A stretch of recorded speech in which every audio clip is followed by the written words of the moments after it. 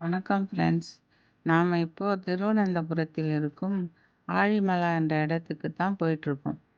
ஆழி என்றால் கடல். கடற்கரையை ஒட்டி உள்ள சின்ன மலை மேலே தான் இந்த கோவில் இருக்கு.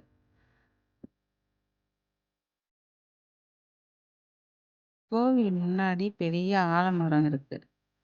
இங்கிருந்தே கங்காதீஸ்வரர் சிலை தெரியுது பாருங்க. இது முன்வாசல் மண்டபம்.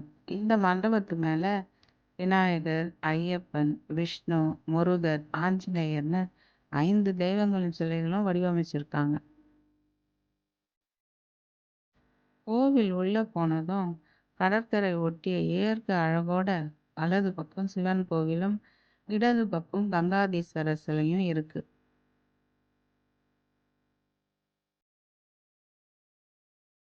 கங்காதீஸ்வரர் சிலை மிக பிரம்மாண்டமா காட்சியளிக்கிறார். இதனுடைய உயரம் 58 அடி. இந்த சிலையை அதே ஊரை சேர்ந்த தேவதத்தன் என்ற சிற்பி தான் வடிவமைச்சிருக்காரு. சிலையை செய்து முடிக்கிறதுக்கு 6 வருஷம் ஆச்சு. காங்கிரீட்ல தான் செஞ்சிருக்காங்க.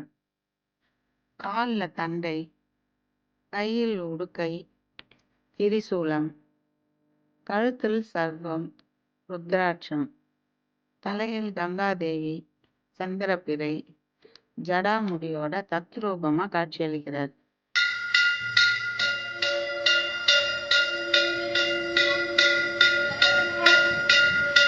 வலது பக்கம் சிவன் கோவில். இந்த கோவில் மிகவும் பழமையானது. இங்கு பாண்டவர்கள் வழிபட்ட இடமாக சொல்லப்படுது. கோவில் உட்புற மண்டபத்துக்கு மேல தேவர்களும் அசுரர்களும் பார்க்கடல் கடையிற மாதிரி சிலைகளும் இருக்கு. கோவில் மாலை 6 மணிக்கு தரிசனம் முடிச்சிட்டு கடற்கரை அழகை ரசிச்சுட்டு கொஞ்ச நேரம் பொறுத்து நாங்கள் அங்கேருந்து கிளம்பிட்டோம். Thank you friends.